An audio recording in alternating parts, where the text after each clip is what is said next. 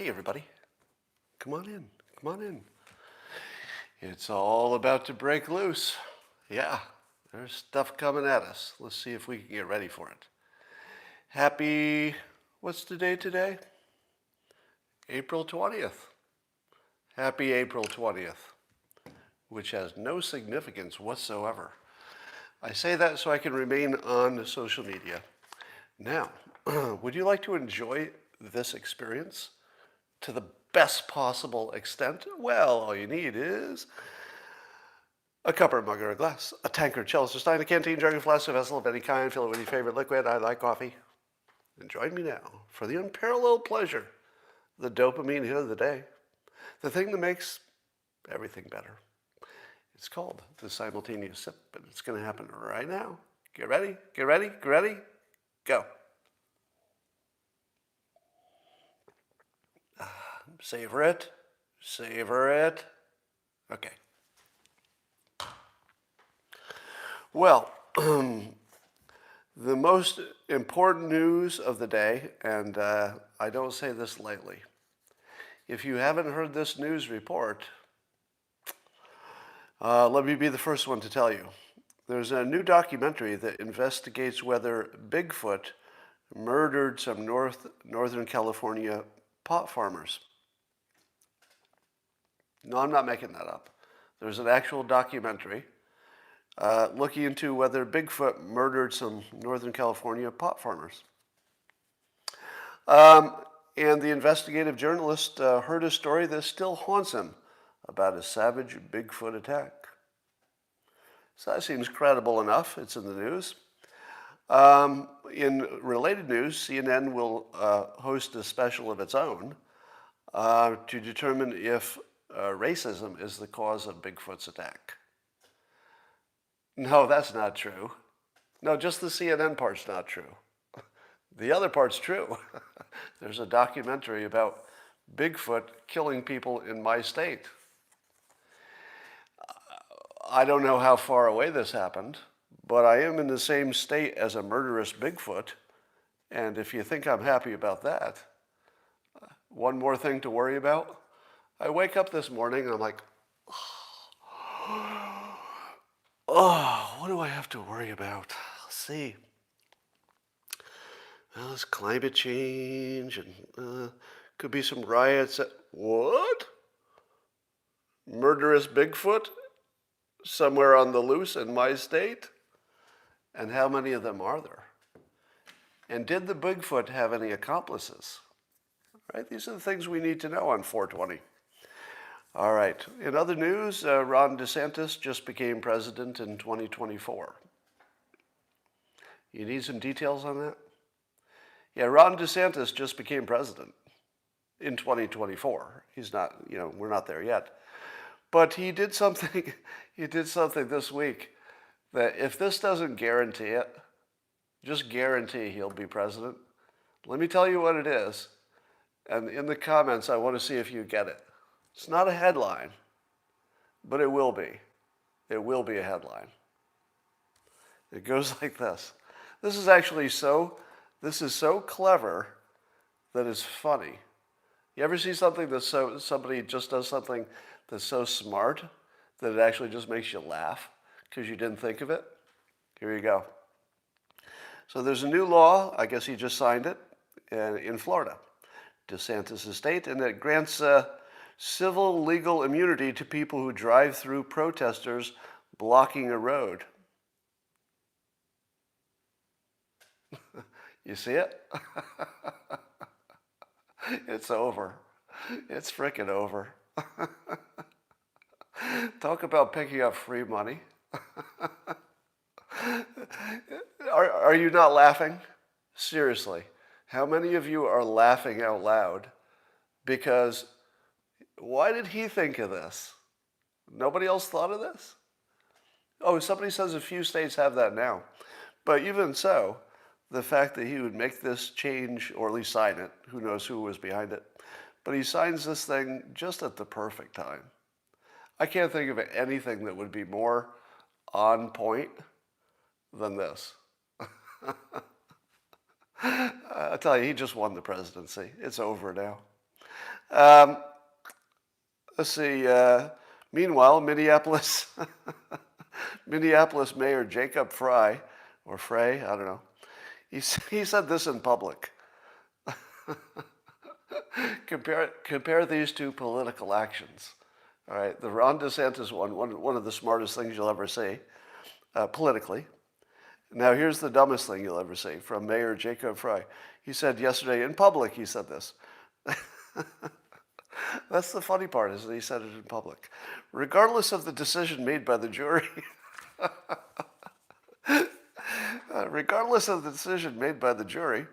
there is there is one true reality, which is that George Floyd was killed at the hands of police. Now, that's like the dumbest thing a politician ever said in public. Now, I happen to think he's right? So from a purely factual standpoint, I think he's probably right. I think it would be fair to say that he died at the hands of police, which is not funny. Just the way this idiot is treating it is funny. So let me give you my final opinion on Chauvin and George Floyd. Now, of course, we've all had preliminary opinions, which maybe in some cases we've revised as the trial goes on. Just the way things should work, right? The trial should change your mind or solidify your opinion. That's why we have them. And I would say that my opinion has drifted from the beginning. So here's my final opinion, having seen, I think, enough of, I haven't watched every minute, but I feel like I saw enough of the defense and the prosecution. My final opinion is this: Chauvin's actions probably were a deciding factor in Floyd's death. Probably. In other words, in my opinion, probably Chauvin's actions killed Floyd. Now, I think that there's a good likelihood that there are other factors which would add to the reasonable doubt question. But on the question of what's most likely what he did had some effect, probably an important effect on the end of Floyd's life. Did he know it? Well, that's a separate question. We'll talk about that in a bit, whether he knew it. But certainly the thing he did, in my opinion, and again, we have to have only an opinion here, because we're not doctors, and there's some difference of expert opinion, right? But in my opinion, it's more likely that Chauvin did end the guy's life.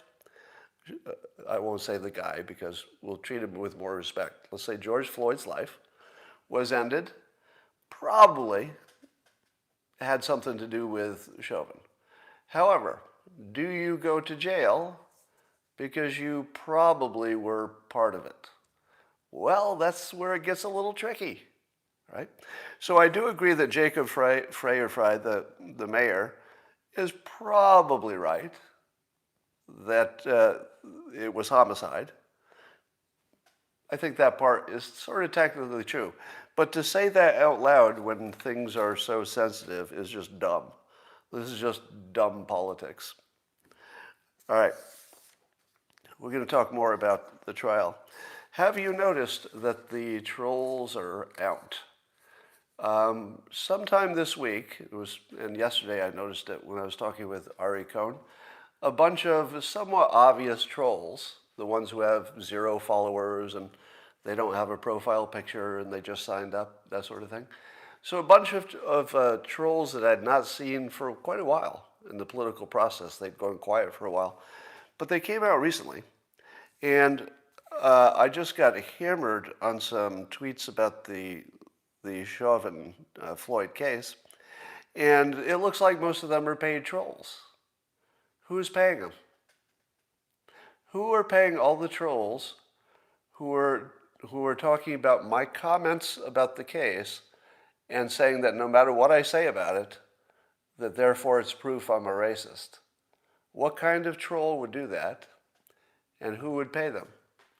Would they be independently operated? It could be. Could they be Democratic operatives? Maybe. Could be. I mean, that would be consistent with what we've seen. And we have a history of that, Democrats hiring trolls. We know that's a thing. That's a genuine, confirmed, no doubt about it thing. Democrats have hired trolls for social media purposes. But is this what's happening? Here's another hypothesis, and it's just a hypothesis. China already controls our media, both news and social media, via artificial intelligence. So this is the hypothesis. Now, how could you prove it? Well, I don't know of a way directly. So, short of some kind of cyber magic where we can actually determine it's happening. Don't know if that's going to happen. But here's what to watch for. How often will our news media and social media create a narrative which is exactly what China would want us to create? If it happens over and over again, that our narrative corresponds exactly to what China wants it to be, at some point you have to ask yourself if that's a coincidence. Now let's take the Floyd trial. We'll take this as one data point, which does not prove the hypothesis, right? So understand that anecdotal stuff, any one situation, doesn't prove anything. But it's what to watch for, right? To see if this was repeated enough where the pattern becomes, hard to ignore. So what would China's, if you can imagine, what would be their best interpretation or narrative that they would want the United States to adopt as its main one? Well, they definitely would not want us to say that fentanyl was a big cause. Do we all agree? China is intentionally sending fentanyl in large amounts to the United States to kill our citizens. We know this to be true. This is not in any kind of doubt. Do they want us to get really, really mad and understand this is what's happening? China sending fentanyl and killing tens of thousands of people a year? Do they want us to think that and really focus on that? No. What would China like us to focus on instead of focusing on China sending us fentanyl? Racism. The number one thing, and there's no doubt about this, right? The number one thing China wants is for the United States to think racism is the dominant theme in America, and that's what we should be focusing on because it'll tear us apart. And it also makes it easier for them to put Uyghurs in prison camps, right? If you're China, you want the United States to have a whole bunch of racism problems so that they can do anything they want with their Uyghurs and say, look, hey, you can't talk. We're not going to even address what you're talking about, but you can't say anything, right? So when you see that the official narrative of both the news and social media, at least the left-leaning portions, are solidly identical to what the Chinese narrative would be for us if they wanted to give us a narrative, it's exactly what's happening. Is it the reason it's happening? What do you think? Do you think that China already has the ability to do what I just described? Use AI, maybe TikTok, social media, trolls, etc., maybe direct payments to some people. Maybe some people are just agents working for our media. Do they have the power to create this narrative, and did they do it? Are we watching it happen right now? There's no way to know, is there? But if I had to bet, without knowing, but somebody said, gun to head, you gotta bet. I would bet probably what we're seeing is Chinese, China the country, not the people. Every once in a while I like to stop and pause.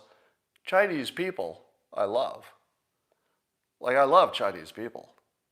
Americans in China, wherever they are. But the Chinese government, we've got a problem with. So just to be clear that we're always talking about the government when we talk about China in a negative light. And you can see that I riled up the obvious trolls today. So look at my Twitter feed and look at the troll activity and ask yourself if those trolls look to be speaking proper English. So the first question you ask is the way they phrase things, does that look like it came from an American? Now you have to be careful, because there are lots of Americans who don't have English as a primary first language. But just ask yourself. It's just part of the fact pattern. All right. Here's a little rule I would like to put out there just to play with it. Whoever tries to control the narrative wins if nobody else is trying. Okay? In a situation where there's only one entity that even cares how the narrative goes, that they always win. If let's say they're a superpower or they have some power, that anybody powerful who cares enough can change the narrative, so long as there's nobody else trying to change it in a different way. In the Floyd case, it feels to me that if there were some entity that wanted to control this narrative, that there's not really in some kind of organized pushback. It's just a bunch of us trying to figure out what's going on. Really. I mean, I feel as if, even though we politicize everything in this country, I feel like at the bottom of it all, the real most important thing that Americans are feeling is they want the court to be right, right? There's probably nothing we want more than for the decision to be right, whatever that is.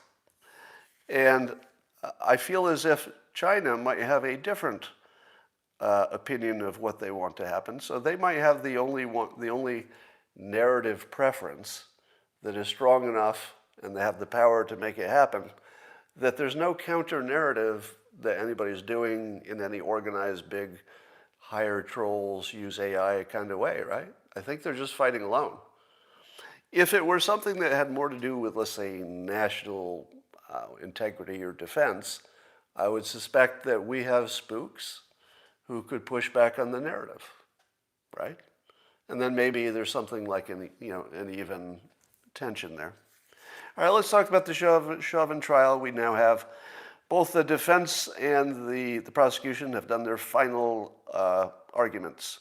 And I told you where I come out on this is that I think Chauvin is guilty. Guilty, let's say not in the legal sense, but I do believe that he is likely a cause, at least a major cause of Floyd's death.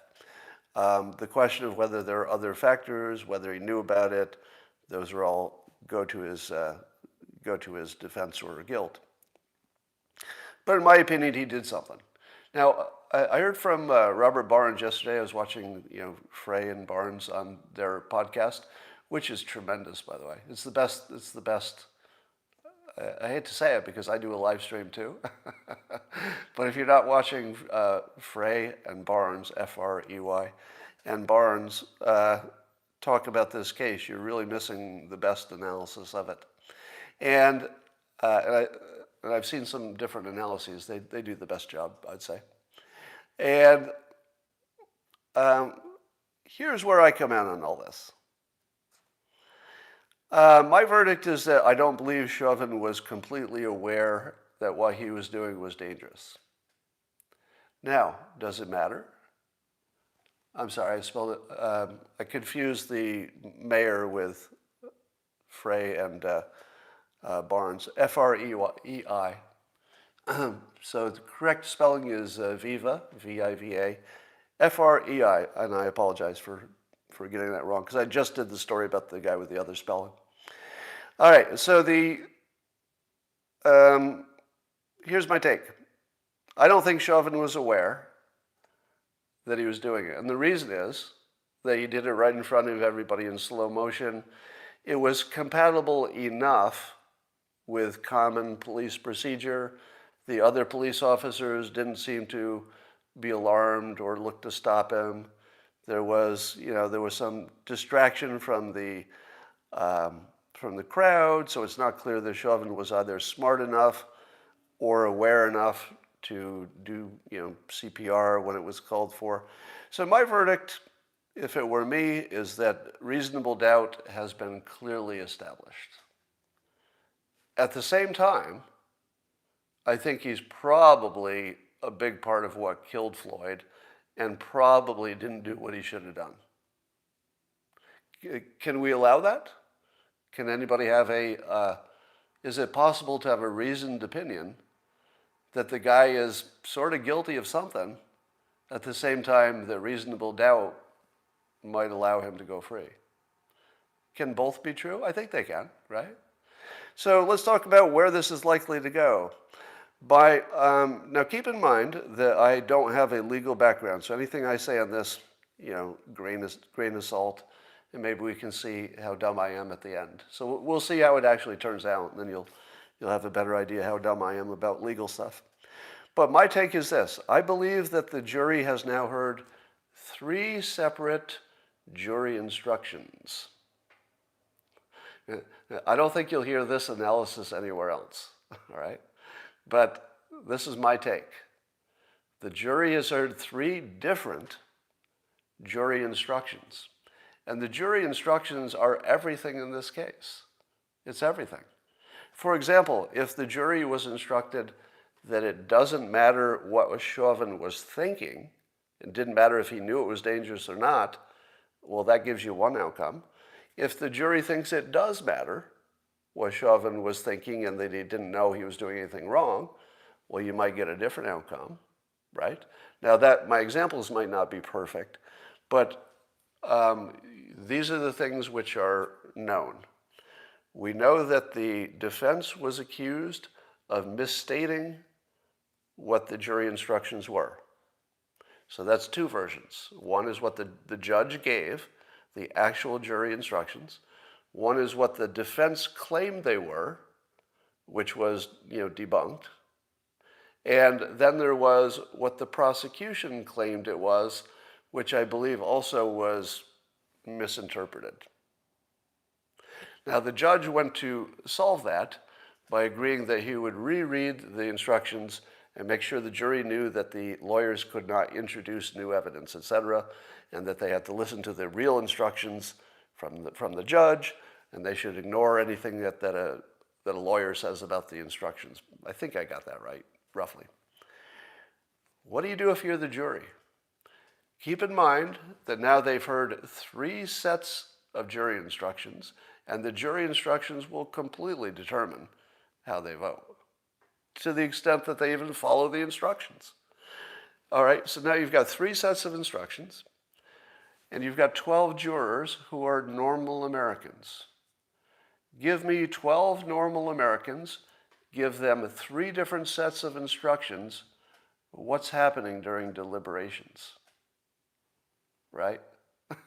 Have you ever worked at any big company or been in a business meeting with 12 ordinary people who have 3 completely different sets of really pretty confusing instructions, and it's a complicated frickin' thing?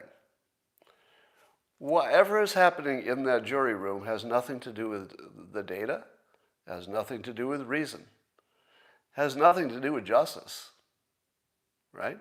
It's just a bunch of people who could not possibly be asked to make good decisions under these circumstances. And somebody's life, actually lots of lives, if you think of the outcome, there are lots of lives on the line, and they don't have a chance. The jurors just don't have a chance. It's way too complicated, and 3 sets of instructions. There's no way they can unwind that stuff and come to some smart conclusion.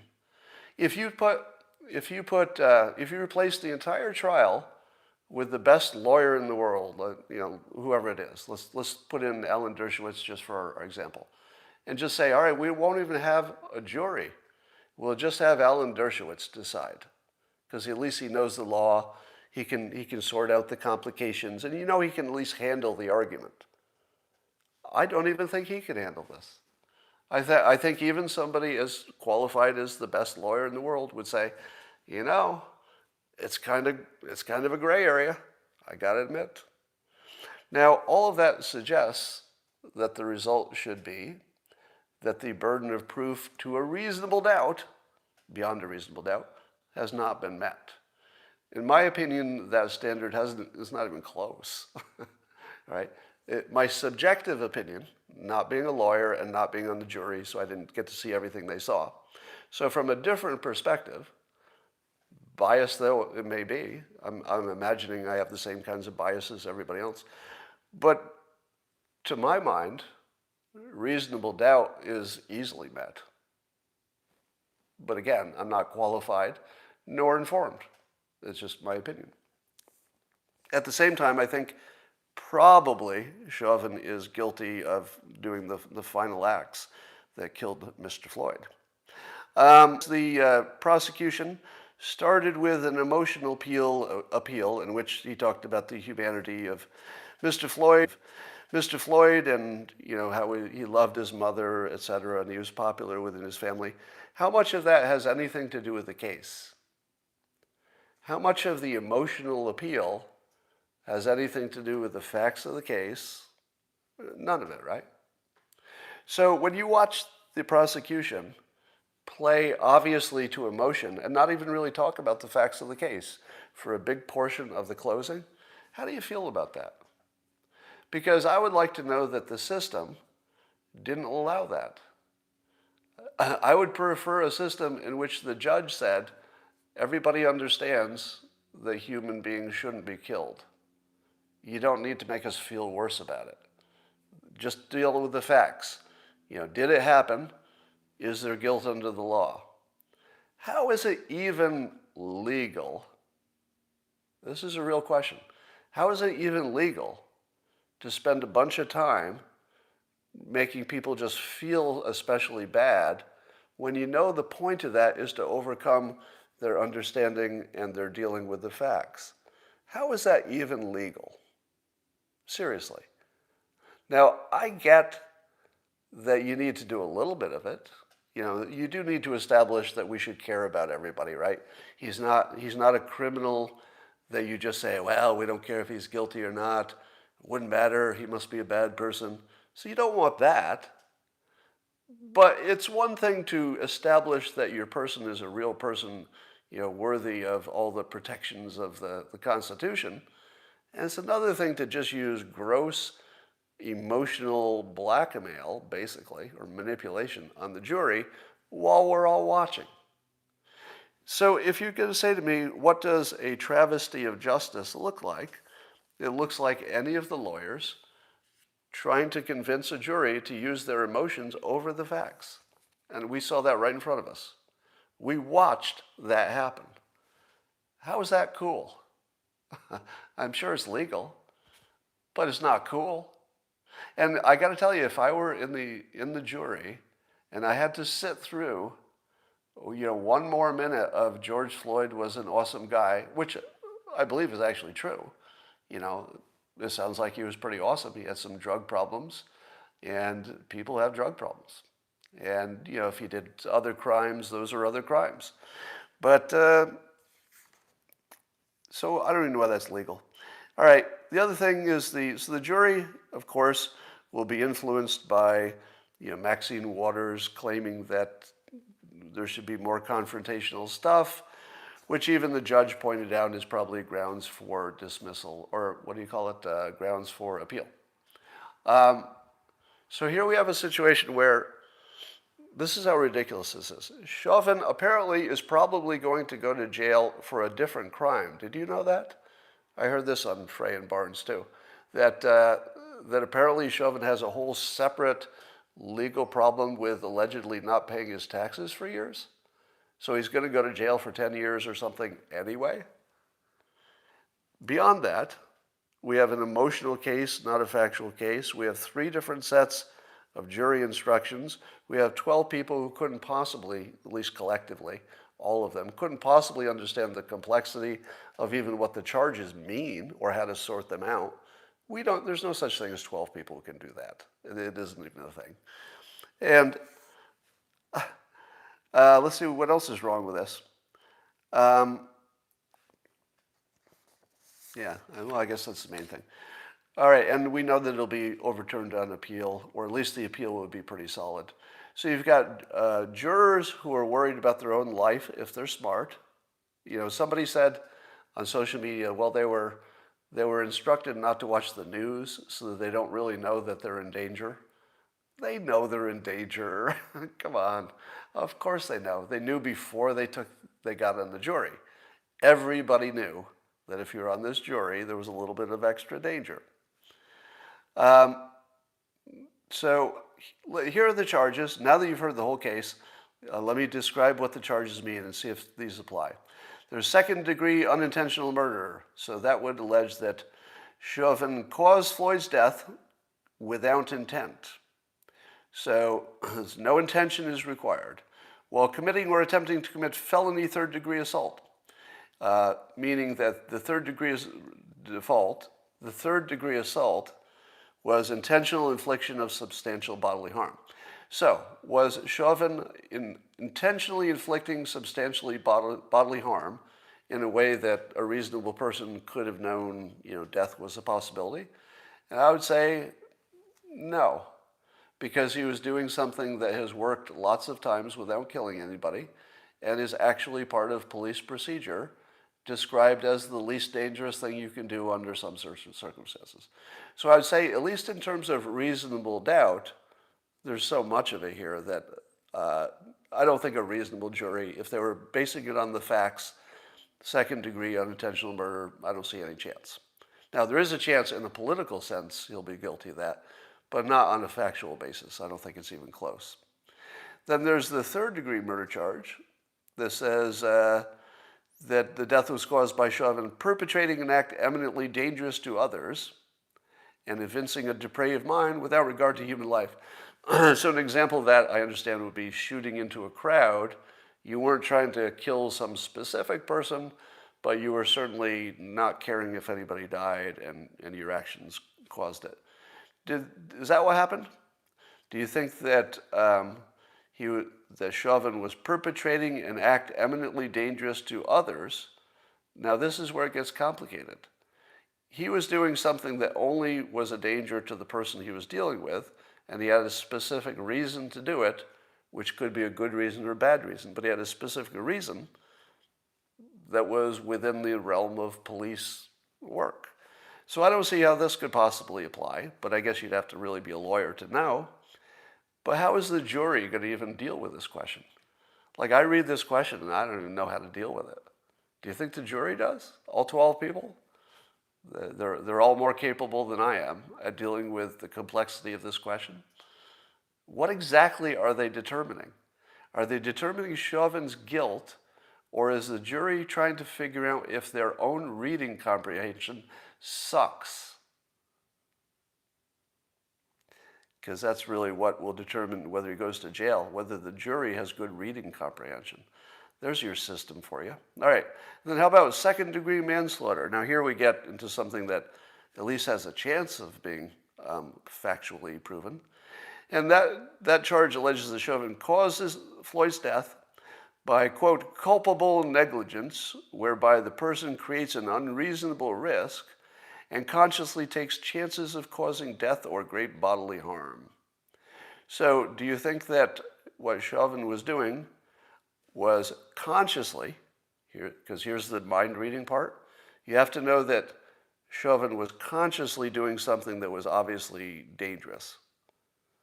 But again, it was police procedure. It was considered the least harmful way to do this situation. Floyd was kicking. There's reasonable doubt all over this thing, because in order to say he's guilty of this, you have to know his state of mind. He didn't even testify.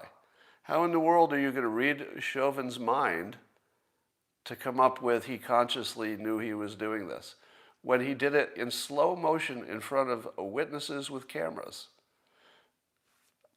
There's so much reasonable doubt here. This would be the easiest, if it were not political, it would be the easiest case in the world to win. But because it's political, who knows? All right.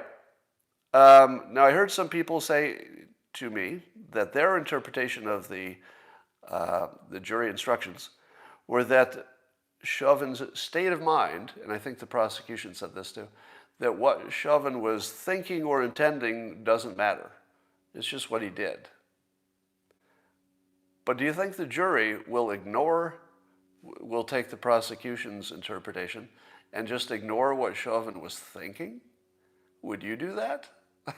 Would you ignore that Chauvin might not have known he was doing anything that could have been dangerous? How do you ignore that? Because even if it's technically illegal and you should go to jail for your actions, would you on a jury actually put somebody in jail if you knew they didn't even know they were doing it? Really? Because I'm not sure I would. Even if I understood the law had nothing to do with intention, I would still include it in my decision because I'm a human being and it does matter. I don't care that it doesn't matter under the law. I'm a human. I'm a juror. See, one of the things that many of you don't understand is that the law is very specific about what the jury is supposed to do. But once it's your responsibility as a human being and an American, and you've been put on a jury, what is your responsibility? Is your responsibility to protect the law? No, it's not. Your responsibility is to be responsible. That's it. Your responsibility is to do the right thing as you would want it done to you, or as you would like the system to be. So if you think the law is not an appropriate law, and maybe the law does say it doesn't matter if you knew you were doing it or not, you're still going to put that in there. I would. I wouldn't even consider following the law if I considered the law unjust. Would you? And why? Why would you do that? So I certainly would ignore any instructions that said that I couldn't consider my own feelings about whether the law should even be a law. Speaking of that, well, let me tell you what I would do if I were in the jury. And I got a lot of pushback from trolls, maybe Chinese trolls, on social media. Here's what I'd do. On the first day of deliberations, I'd say mind reading isn't a thing. And if you don't know what he was thinking, we're done here. That's it. That would be my entire deliberation. And no matter what they said, what arguments or what topics, when they got to me, I'd say, well, mind reading, still not real. It's still only imaginary. And while we can be right quite often about people's intentions, we're not often right enough that I'm going to send somebody to jail because you think you could do it this time. Mind reading, not real. And then when somebody says, but we're supposed to ignore what he was thinking, I would say, sure, you can do that. I'm done. And unless you can convince me that mind reading is real, there's nothing to talk about, right? I'm just done. But I would also vote guilty on all counts to protect my family, but I would tell the public I did that. So after the trial, I would go to the public and say, I didn't really consider any of the evidence in this case. I just voted guilty to protect my family. Now, what happened to me when I said that on Twitter? Coward, people said. Coward. You see, it's happening in the comments here. Nice, a moral coward. Would you do it for money? That's not the topic. So who else thinks that would be cowardly? Let me break this down for you. If you would put the outcome of this trial over your family, I applaud your braveness. Your bravery is impressive. You would actually kill your own family to protect a system which is not doing anything useful whatsoever. And you would be very, very brave for that. So congratulations for all of you. I applaud you. You're a better person than me. Those of you who would kill your own families to support a verdict which has no bearing on anything and will just be political, congratulations. You're very brave, and I wish I could be more like you. Now, what I would do, as opposed to that impressive bravery which all of you seem to have, killing your families to gain nothing at all. But you did kill your family, maybe. So very brave of you. Here's how I would have played it. I would have broken the entire system. In other words, the moment I went to the press and said I didn't use the facts to vote because I was afraid for my family, the appeal wins, right? That's the end of the system. So I would break the entire system because it's all bad. It's based on emotions and politics. It's not based on the facts. If you want to protect the system, you have to break it. The only way to protect our system, in this case, is to just break it. Now, I do think that if they tried him again, if they could find some circumstance to get the emotion out of it, and he's guilty, that's fine. I mean, I'm not defending Chauvin. He looks like a bad dude to me. I don't feel any love for him. And for those of you who think, hey, Scott, you must be defending Chauvin because he's white, you don't know white people very well. White people don't defend guilty white people. It's sort of a strategic superpower. Take two cultures and you don't know anything else about them, except one of them punishes their guilty people and rewards the people who are not guilty, and the other one doesn't do that. Who comes out ahead in the long run? Well, I think popularizing your criminals, and that's probably a bad strategy for the long run. All right, speaking of injustice, there's a YouTube star named James Charles. Do you all know him? So James Charles is a young man who does makeup videos. So he does, I guess, what would be the most non-offensive 2021 way to say this? I don't know what his sexual orientation is.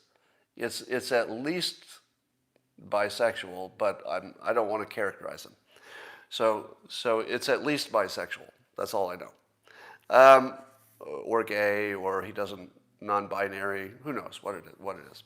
But that's not important. What's important is he does makeup videos in which he has over 25 million subscribers. He's enormous. If you've ever watched his show, he's really good. I've watched his content a number of times. Christina is a fan, and apparently he's really good with makeup. So, he's just sort of quite gifted in makeup and explaining it. So in terms of talent, he is very talented, and in my view, he's earned everything he got. He's just really good at it. But here is what he is accused of, and apparently has admitted, in part, that he did some sexy texting with some people he says claimed they were 18, but now we know they might have been 16. Now he admits doing it, but he also admits that it was a mistake. But he also says that he asked them and they said they were 18, or he assumed they were 18. Now keep in mind he's a young man, so he's not like some old creeper. So had they been 18, they would have been not too grossly out of the range of people get together. Not like my situation, which has you all upset. So here's the kicker. YouTube demonetized him. All right? Now keep in mind, the facts that we all understand, and I don't know that there's much difference in how we interpret the facts, is that he admits what happened. He says he was not aware any crime was being committed because he wasn't aware of their age, right? And how old is he? Somebody says he's 21. Can somebody confirm that? Because it does matter. If he's close to 18, I mean, that matters, right? So he's admitted it, and he said he wouldn't have done it if he had been aware that they were the age they were. Now, he got demonetized. Do you know how much money is involved if you have 25 million subscribers? We're talking about millions, tens of millions of dollars that YouTube took from him based on a crime he has not been committed for. So he's not been convicted of any crime. Not only has he not been convicted of a crime, but his telling of it is at least as plausible as the alternative telling. It's not like he has an implausible story. right? It's not implausible. It's actually quite plausible. Do you believe that had he known they were 16, he would have left permanent records on text or messaging that could be discovered later? Obviously, he could be blackmailed by anybody that he had said this to. So I'm seeing people saying that he's 21, almost 22. All right, that matters. So here's my problem. Again, I don't want to be the guy who, I know the trolls will come and say, Scott, you're defending people trying to do things with underage kids. No, I'm not doing that. I'm just saying if somebody doesn't know they're committing a crime, very much like the Chauvin case, right? If they don't know, how can YouTube demonetize this guy? So apparently this is YouTube's response. And if this is not chilling, I don't know what is. So this is a quote from YouTube. If we see that a creator's on and or off platform behavior, so things they did not on YouTube, harms our users, community, employees, or ecosystem, we may take action to protect the community. So in other words, YouTube can demonetize you if there's something you did in your private life that you have not been convicted for, innocent until proven guilty, but YouTube doesn't like it because they're going to say it harms them. They can kick you off. How many of us are vulnerable to that? Well, I am. So apparently this rule gives YouTube all they need to kick me off right now for things I've done outside of YouTube. So in other words, if you look at my Twitter feed, you can see that countless people are accusing me of being a racist because I think probable cause should be important in a legal trial. Of course, I would have the same opinion if the races were reversed in the case. Of course I would. Because reasonable doubt is more important than all of that stuff, right? But YouTube can now quite reasonably look at my Twitter feed and say, hey, hundreds of people are accusing you of a horrible thing, being a racist. We don't want any of that. So even though you've never done anything on our platform, which would cause us a problem, we have a rule which would allow us to kick you off based on you not being quite the kind of person that we think is good, and we think you might be dangerous to people on our platform. Just think about the power that has. They have the power to control your economic life and also the power to take it away based on them not liking what you did outside of your dealings with them that were not even illegal or had not been convicted for. That's pretty bad. There's some CNN propaganda happening right now in which they're running a story about two friends. I think it was a white woman and a young black guy, and they were talking about how they were treated differently by cops at a traffic stop.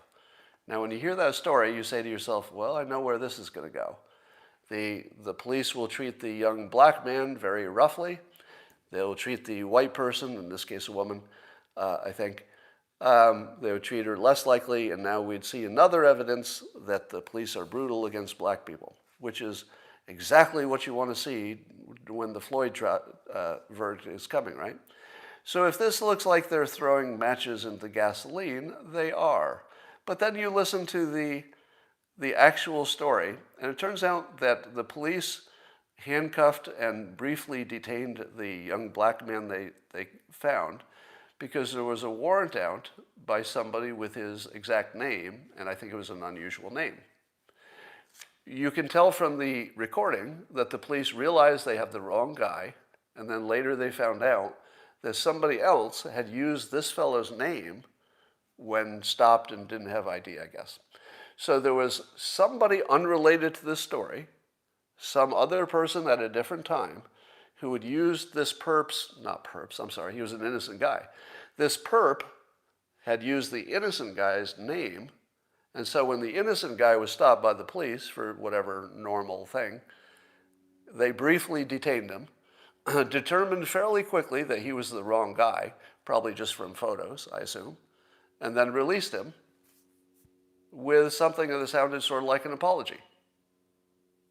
Now, is this a case of the police treating this guy poorly? I don't think so.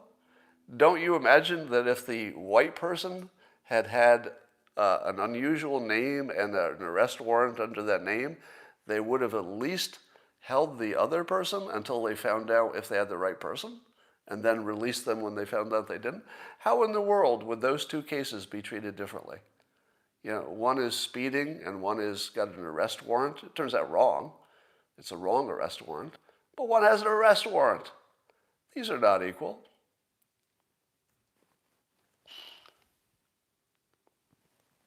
So here's a comment that's happening right now. And you want to ask, is this a Chinese bot? So look at this one. So somebody named Sheena345M, we don't know if this is a real person or troll, says, why is Scott so obsessed with supporting a knee on a neck for 9 minutes? Exactly the opposite of what's happening. But you can see that the trolls are trying to gin up an imaginary situation in which I was supporting a knee on a neck for 9 minutes. After I just told you, it looked to me like the officer probably killed him, meaning that it was the proximate cause, the last part of the cause. We don't know if there was anything before that. We don't know if the fentanyl was enough. We don't know if anything else was a cause. We just don't know that it wasn't. So is that defending it? Or are you possibly not a real person and rather a troll who has come here to create as much racial animosity as possible? Because if all you're doing is trying to create racial animosity, I'm going to assume you're a troll. And I'm going to assume you don't work for this country, because I can't believe an American would do something so bad to America. I'm sure they would, but I'd like to assume that you're a foreign entity if you're trying to make something out of nothing. All right. So watch for the Chinese trolls. There will be a lot of them. Here's another one. Steve Cortes. You all know Steve Cortes from Twitter and TV, etc. Twitter has suspended him. Apparently he... I just realized I'm going to get suspended if I tell you this story. Oh, how can I tell you the story without getting suspended for the same reason that Steve Cortes got suspended? In this case, I'd be getting suspended from YouTube. How can I tell you? I don't know if I can. Can I? Well, I'll give it to you in broad strokes. I guess you'll have to Google it yourself. Because I don't have freedom of speech in any practical way. I mean, legally I do, but not in any practical way on this topic. So let's say that Steve Cortes, he cited a Stanford study, and I won't even tell you what the topic is, because if I told you the topic, I would get kicked off of social media. But it's a legitimate study out of Stanford, and it disagreed with the narrative. And because he cited a legitimate, or at least we know, at least a legitimate organization, Stanford, just because he mentioned a study, he was kicked off of social media. And I can't even tell you what it was about. Because if I were to suggest that a study exists on this topic that violates the narrative, I would get kicked off of social media according to what I understand are the rules now. Right? It was about masks. It was about masks. So it was a study that alleges that masks don't work, and that the study showed that. Now, you know my opinion, which is I don't think there are any studies, this one or any else, that tells you anything. I believe all the studies are pretty close to worthless.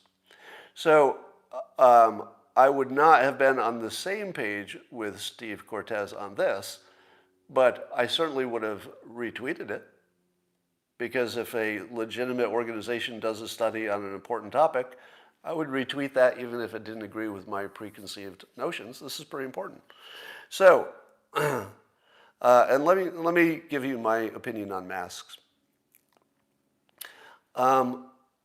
If you're anti-mask, and I know most of you are, I'm certainly anti-mask for people who've been vaccinated. But if you're anti-mask, and certainly young people and outdoors people, so I'm more anti-mask than mask for most of our situations, but I still think on a risk management situation, you still want to take them seriously. Here's my take on why I still think masks are important, depending on the situation. Fact check me on this. There are no major industrialized countries who believe masks don't work in this context. Am I right? If we were being fed a scientific lie, or even if this country was bad at reading scientific data, and we had gotten the wrong answer on masks, you would expect that the other countries would be all over the map.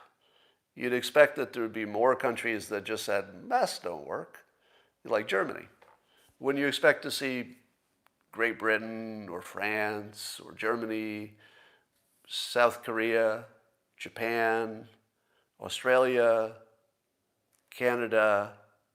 Wouldn't you expect one of those countries to say masks don't work? Now, I know what you're saying, Sweden, but Sweden is not the case. I'm pretty sure Sweden says masks work. They just would have a different opinion about when to use them, etc. I think. Check me on that.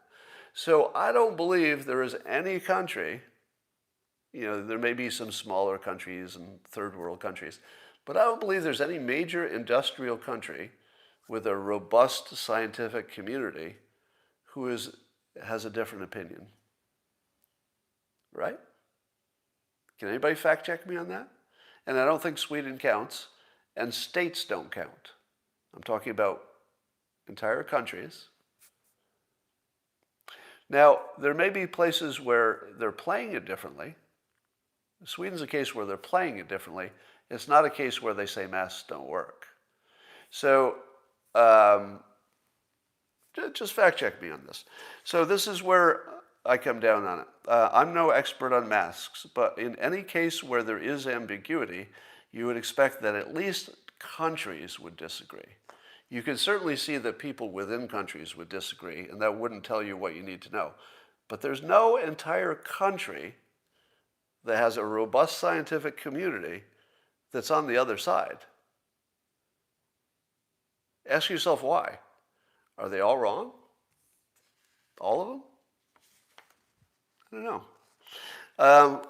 So where I am on masks is, if it turns out that masks made no difference, I would be surprised, but I would not be wrong. Does everybody understand that? So I'm pro-mask, but later if we were to learn that they made no difference at all and they actually were bad for us, I would still be right. Do you understand that? Because it's a risk management decision. And if you see all of the best experts in every country are on the same team, the risk management says to go with that team, right? Even if it's wrong. If it turns out you're right, and you were right all along that masks don't work, that would have been a good guess. You could be right by guessing, but let's be honest, it wasn't based on your scientific knowledge, because we don't have any. All right. Should be an individual decision, somebody says. Oh, somebody says Steve is back. Good. Somebody says, are you left of Bernie the same way you identify as black? That's a longer discussion.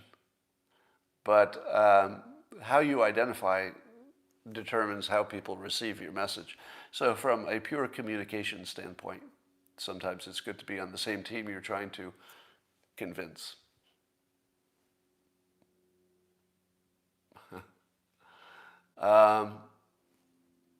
Let's see. Oh, at least one person liked my show today. I saw a lot of griping today. Just looking at your comments here for a moment. Life is risky. Yeah, separate from the science, there's a decision of whether your individual rights should let you be maskless if you want. Oh, okay. Well, some of you like the show. Thanks for that. And let's go watch the rest of our day. Happy 420. I plan to enjoy it quite a bit, and I will talk to you tomorrow.